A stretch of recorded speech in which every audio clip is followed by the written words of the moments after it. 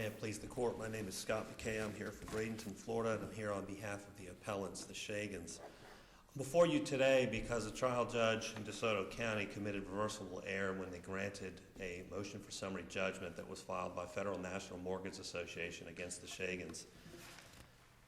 In filing their motion for summary judgment, the bank had filed not one but two different affidavits, neither of which shifted the presumption or shifted the burden across to the appellant. Their initial affidavit set just contained standard amounts that claimed that the note was in breach and that the amounts that were due and owing. They then filed a supplemental affidavit of a representative that attempted to claim that correspondence was sent to the borrower. And it's important to note what the actual language in the affidavit was. It didn't say that SunTrust sent a notice. It didn't say that Federal National Mortgage Association sent a notice. It said that the individual had reviewed records and that based on the records that were reviewed, a notice, it indicated that a notice was sent. That's different from saying I sent a notice. Now, in response to that, Gustavo Shagan filed an affidavit in opposition to the bank's motion for summary judgment. That affidavit, noteworthy, was not moved to be stricken by the bank. It wasn't addressed in any meaningful way. The affidavit filed by Gustavo Shagan provided that the bank did not send the notice, that he did not receive the notice, and that SunTrust does not mail their own notices. Now, the case law is clear on the subject that when there is a question of fact, that has to be resolved in favor of the appellant in this case. How would Mr. Shagan know that SunTrust didn't mail their own notices, particularly if he says he didn't get it? Well, that's an answer that's not in evidence. Don't these affidavits have to be based on personal knowledge? And I guess you could say the same thing for the other affidavit, but how can he say based on his own knowledge that they don't send their own affidavits? It's what he said. Now, no one ever deposed him to ask him, what is your basis of knowledge for this, sir? For all you know, he might be a banker. It's simply not in the lower court's record as to why he claimed that. And the bank never moved to strike it based on a lack of personal knowledge. They never moved to take his deposition. They didn't do anything. The fact is, that affidavit is a valid affidavit. It stated it was made on personal knowledge and it was filed. So why is the bank's affidavit not a valid affidavit based on personal knowledge, as not being challenged or no record? They never said it was sent. They never what? The bank's affidavit never indicates that a notice of default was sent. Well, the bank's affidavit says that the affiant had reviewed the bank's records and confirmed that a notice had been sent. Well, that's not exactly what it said, though. Well, it said, go ahead, help me with the language again. It said in paragraph 8, I have reviewed the loan records which establish that correspondence, a copy of which is attached as Exhibit A, was sent to the addressee or addressees listed therein. So the affiant says he reviewed records and the records established that correspondence was sent, which is nothing more to say. And he attached a copy of the correspondence as Exhibit A. After attaching a copy of a note and a mortgage and some other things that were totally irrelevant to what he was averting. So what should a bank say then? What should that affidavit have said? That affidavit should have said, I work for SunTrust Mortgage, and I know as a matter of fact that SunTrust Mortgage sent the borrower a notice of default, or something like that. But it doesn't say that. It doesn't say, I sent it. It doesn't say SunTrust sent it. It doesn't say Federal National Mortgage Association sent it. It says, I reviewed loan records, which established that some correspondence was sent. But that's not the same. But the copy of the notice was there as an exhibit that indicates that it came from the lender, and it indicates it was addressed to the borrower. Which is as good as it gets for them. It indicates Well, how much better should it get? Well, on a summary judgment standard, after receiving that, the borrower then says that they didn't send it, that he didn't receive it, and that SunTrust doesn't mail their own notices anyways. And that affidavit stood. They didn't move to strike it. Their response, their answer brief indicates that the judge did this complicated consideration of it and found that not only did his affirmative defense that claimed lack of notice, but they then claimed that he disregarded their affidavit. I went back there and read the transcript and none of that happened. Matter of fact, when you look at the actual transcript of the hearing, it's interesting that they admit that it doesn't say that the notice was mailed. Their argument is that I don't believe that there's anything else that the defendant specifically has that states the affidavit itself must state that it's been mailed. That's their take on it. They don't believe that the affidavit has to say that it was actually mailed. I don't know why they don't believe that. The note and the mortgage clearly indicate that, and they didn't do it. But at any rate, Well, I can think of a few reasons. They probably have thousands of these, and there's probably no human being there who can actually say, and I put it in the mail. well, the law doesn't say that they have to do that.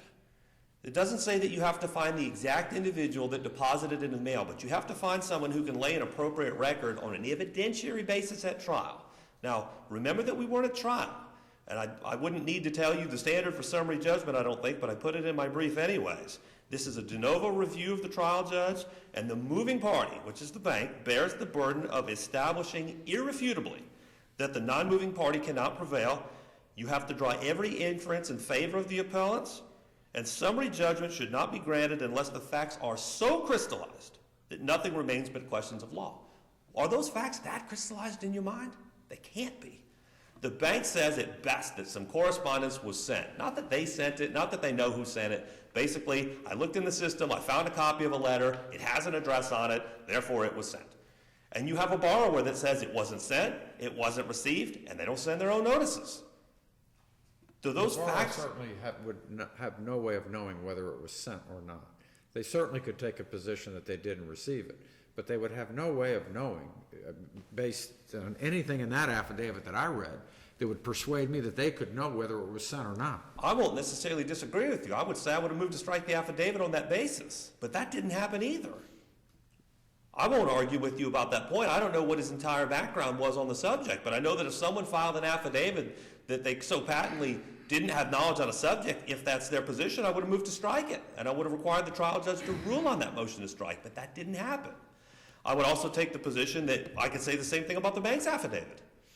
He no more made a statement on personal knowledge that a notice was actually sent. He did nothing more than say, I found these records in a system, and they have an address on them. And their lawyer admitted to that at the hearing. She said the affidavit doesn't have to say it was actually sent. That was their position. And unfortunately, the trial judge bought it. I pressed him on the issue in the transcript and said, so you're making a finding of fact? And his answer was yes. But you can't do that. On a summary judgment, the standard is clear. The case should have been bound over for trial, where the judge could have had the witness in front of him and said, sir, how do you know that? I take it there were, nobody got deposed in this case, whether it was a bank representative or your client? You're correct, sir. So the appellee has made the claim that the appellant failed to make a sufficient showing on an essential element of the cause of action to which the appellant had the burden of proof. What burden of proof did the appellant have in this case as a defendant? They didn't have anything. That's their whole standards, that we failed to make a showing on an issue that we had a burden of proof on. We didn't have a burden of proof. We're a borrower in a foreclosure case. We don't have to do anything. The bank has to show and prove a variety of things. The bank's answer brief also says that we didn't file an affidavit that said that we weren't in default of the note and the mortgage. Why would we have to do that? We weren't defending the case on a payment ground. We weren't saying we weren't in technical default. And unfortunately, in foreclosure courts, what you find is, although there's a myriad of procedural things a bank has to do, when banks get to trial, the only thing they want to tell you about is the note and mortgage are in default. But there's more to the case than that. And I think what they'd have you do is find that because the borrower hadn't paid the note and the mortgage, which is true, there's not an affidavit that indicates he was current, nor will there ever be, I think the bank would just have you rubber stamp the trial judge finding and say, well, he hadn't paid his note and his mortgage, so take it away from him. Tennis is simpler without a net, and law is easier without rules. But there are rules that provide the standard for a summary judgment, and they simply didn't meet it. Not by any stretch of the imagination did they meet it. So for that reason, we respectfully request that you grant our appeal and send the case back to the trial court for evidentiary findings on this matter, because that's the only way on the facts of this case. When you have competing affidavits, they didn't shift anything to us, and even if they did, there is a question of fact, because you can't say that the facts in this case were so crystallized that there was nothing left but a question of law. I'd be happy to answer any further questions that you have. Thank you. Thank you, Mr. McKay. I would reserve my remaining time, if I may, for rebuttal. Okay. Thank you.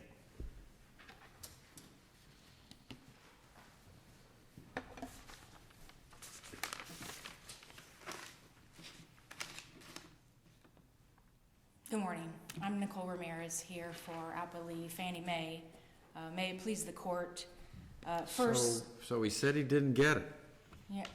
right? And that's really what we're here about. You're So if right. he said he didn't get it, and you all said you sent it, Sounds like we have a trial, and we'll probably have a trial on every foreclosure from here to kingdom come. So what are we gonna do with this? The summary judgment analysis is more than just lining up affidavit to affidavit. The bank's affidavit said that the letter was sent, the demand letter was sent. That affidavit provides competent and substantial evidence that it was sent because the affidavit meets the requirement of the business records exception to the hearsay rule. It talks about, I work for SunTrust, I looked at SunTrust records, the records are made in the ordinary course of business, at or near the time they're made. Well, let me ask you this, Ms. Ramirez. Let's say that, just for the sake of argument, that Mr. Schagen's affidavit is correct and that they don't send their own notices and they contract it out to a third party, as we happen to know that apparently from our experience here, a lot of them do. So if that's the case, and they've contracted this out to a third party, how can a representative of the bank say on their own personal knowledge that the notice was sent? Shouldn't they have to go to the third party and get an affidavit from them to establish that, based on their records, that the notice was actually sent? Well, you're right that there's other cases where the facts are developed more fully. There's depositions, how is it actually mailed? Does SunTrust generate it versus put it in the mailbox? There's other facts surrounding which the affidavit, sure, it doesn't go into the exact procedure, how it's sent, who's doing it. This is a SunTrust affidavit, and by the time of summary judgment, Fannie Mae was the plaintiff. You're not answering my question. So I'm trying to get to the answer that even though there could be other facts involved in sending the letter, are those facts material?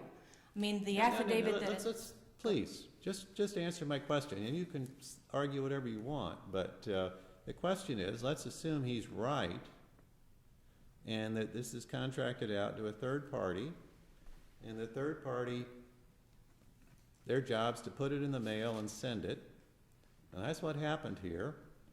How can they prove that it was sent without getting an affidavit from the third party to establish what happened, based on their records? They can still, all the requirements for the business records exception to the hearsay rule, those are SunTrust records that they were looking at. Even if it was true, and there was no, their affidavit, as the court was questioning, would have no personal knowledge of how SunTrust sent the demand letter. Their only personal knowledge could be that they didn't receive it, but not all the other things. It still meets the requirements for the exception to the hearsay rule. They don't need another affidavit. I don't see how. Tell me how. Because they're looking at their own records. The affidavit attaches a SunTrust letter. It's on SunTrust letterhead. SunTrust sent the letter. If we're going to talk about semantics versus No, it's sent not semantics. versus We're mailed. talking about somebody else sending it. That's what I'm trying to get you to educate me on. How can the SunTrust representative say that he knows it was sent based on their own business records if it was sent by a third party? The SunTrust witness can, on their own personal knowledge, say it was sent because it's SunTrust that generates the letter, makes the letter, puts all the information in the letter.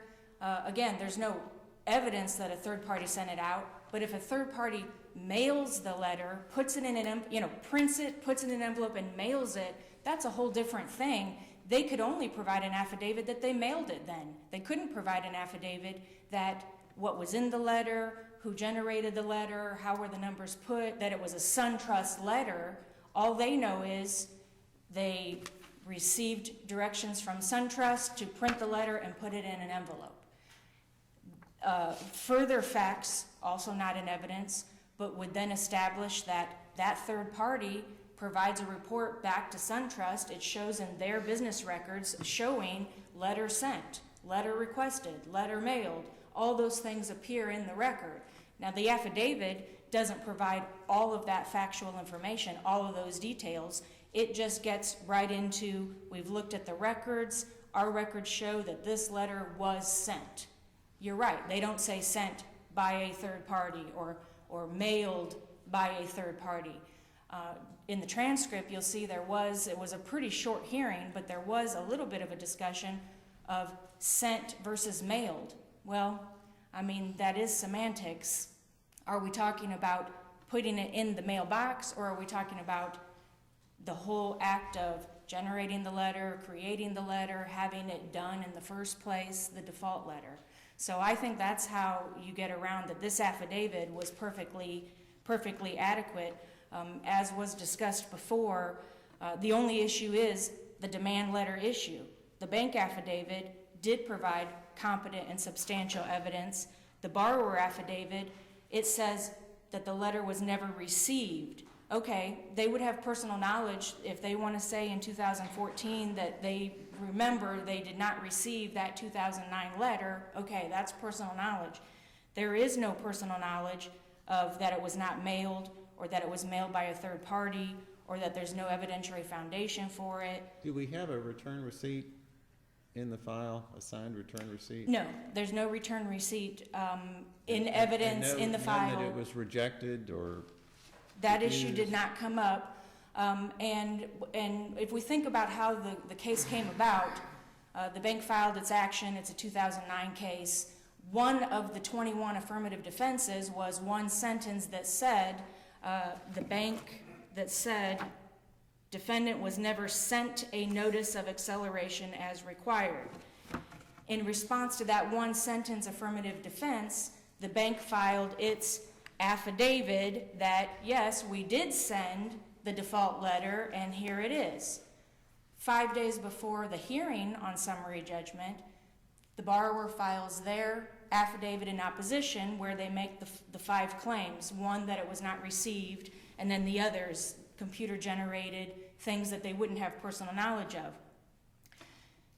The lower court there was certainly no abuse of discretion for the lower court to look at the 2 affidavits. It's not just some technical line up this affidavit with this affidavit. There is certainly some fact-finding going on, some determination of that. It could not be said to be any abuse of discretion for the lower court judge to recognize that. I thought our standard was de novo. It is de novo, certainly for summary judgment, although when it comes to admissibility of evidence and the fact finder's take on the evidence that was before it, the bank's affidavit and the borrower's affidavit, then that sort of gets into an abuse of discretion standard. How are they looking at that evidence?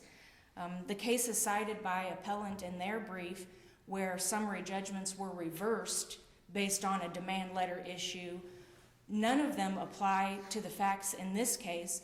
In each of the cases cited, there was no bank affidavit at all, and in the cases cited, there was not even an answer filed. Well, when you're trying to get summary judgment and there's not even an answer filed, there is a little bit higher standard of burden to show a complete absence of any genuine issue of material fact, that there's no answer they could file that would create an issue. Well, that's different from this case. In this case, we did have a bank affidavit. Those cases there were not. And the affidavit that the borrower filed would violate 1510 that requires an affidavit based on your personal knowledge. You don't get to just say the sky's green and that means that the sky's green because you said it. It doesn't really work that way.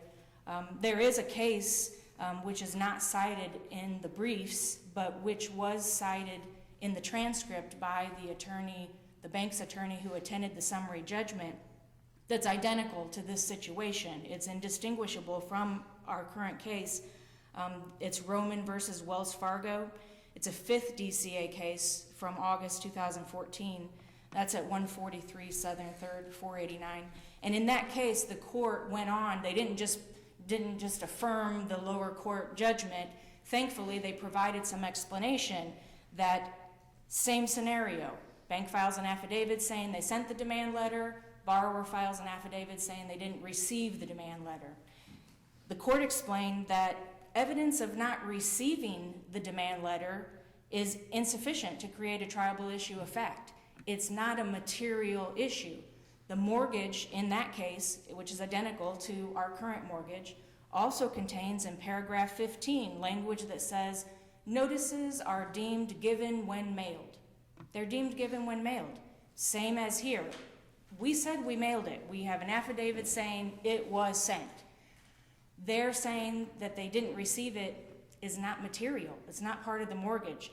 And in that case, they affirmed the MSJ. They explained why it's identical to this case here. I don't think there's anything. Oh, I did also just, this is not pertinent, but I did want to just apologize for my inadvertent misstatement in the answer brief about the transcript. I did see that it was certainly attached to the notice of appeal. It wasn't separately listed in the index, so I did want to apologize for any confusion with that. I mean, based on all of this, Appellee respectfully asserts that the lower court judgment should be affirmed, and that perhaps a written opinion in the second following that Fifth Circuit Court would clear up confusion about that it's not just line up the affidavits and you can say whatever you want. Any questions? Should we really have to even say something like that? Don't people know that? You would think so, but here we are, and it's surprisingly difficult. That Fifth DCA case, I really appreciate that they did come out and say it, because most of appeals that end up in this situation, here's this affidavit, here's this one, okay, judgment affirmed, nothing said. Well, then that's why we're here again. Maybe we can head off a few if it says, look, it's more than just lining up affidavit to affidavit. Thank you, Ms. Vermeer. Thank you. Mr. McKay? Judge Wallace is spot on in his analysis as to how one proves up that a notice is mailed when you didn't mail it. You figure out who did, you figure out the entity, you either bring them as a witness to trial if it's evidentiary, or you get an affidavit from them. It's not that hard. The arguments I just heard on behalf of Fannie Mae were somewhat interesting, because I heard the claim that because it was on SunTrust's letterhead, then it must be so. And as I'm sure you know, all the time the third parties put letters on other people's letterheads. Their other claim was that SunTrust makes and generates the letter. I wrote that quote down. That's not in that affidavit at all. In fact, the only thing the affidavit claims is that SunTrust maintains a paper and computer record on loans in which SunTrust Mortgage, Inc. services. Now, I think there's been a whole lot of argument outside the affidavits this morning by both sides. I think we're way outside the I won't affidavits. disagree with you on that, but the affidavit never says that they made the record. The affidavit doesn't say that they sent the record. The affidavit basically says that a copy of something wound up in the file, and that based on that, the loan records established that the correspondence was sent, and that's not the case. Now, I did hear opposing counsel say that the trial judge had some fact-finding going on. Fact-finding on a motion for summary judgment is not how it works. We don't fact-find. If there is a... How do we get around the problem that, I mean, your client says that it wasn't sent. He says that somebody else sent it, but it's clear that there's no way he could have any personal knowledge of that. I don't know why he couldn't have personal knowledge that SunTrust doesn't send their own notices. I don't know his background for that point. Neither does the bank, and it's not of record. Maybe he does know that. But he didn't give the foundation in his affidavit, so we can, You don't need to lay a foundation. well, in this case, that would be an unusual thing for a borrower to know. I don't disagree with you, but one doesn't have to lay out their foundation as to how they know what they know. If you want your affidavit to be taken credibly, you got to give some basis why you would know something that most people would otherwise not know in the position you're in. Reading on its face, you kind of go, probably not. Well, I could raise the argument that the bank could have done a tad better job of telling us who sent the notice. We didn't have a burden here. The burden never even shifted to us. So while I can appreciate your position, and I definitely understand what you're saying to me, the bank could have done a little better job and said, we sent the notice. Not just that it showed up in the... Somebody could have taken the bank representative's deposition too, and then maybe we'd know more. Perhaps so, but I don't know that that means a judge can grant summary judgment on the facts that are in front of you, because a judge, as opposing counsel said, with fact-finding going on, you cannot have a fact-finding mission on a summary judgment hearing. If there's any question of fact, and you have to draw that inference in favor of the appellant, if there's any doubt at all, you are not fact-finding. at a summary judgment hearing. You can fact find at trial all you want. That's what judges do all the time. But you cannot, as they've urged you to do, allow a trial judge to fact find at summary judgment. The whole nature of that inquiry tells you that there were facts to find. And for that reason alone, the summary judgment must be reversed because the facts were not so crystallized, which is the standard, that nothing remained as a question of law. Now, you could accept the bank's invitation to just say, well, in every foreclosure case, as long as the bank says they sent it, doesn't matter if it was ever received. And I guess a borrower under those terms never gets a chance at a notice question.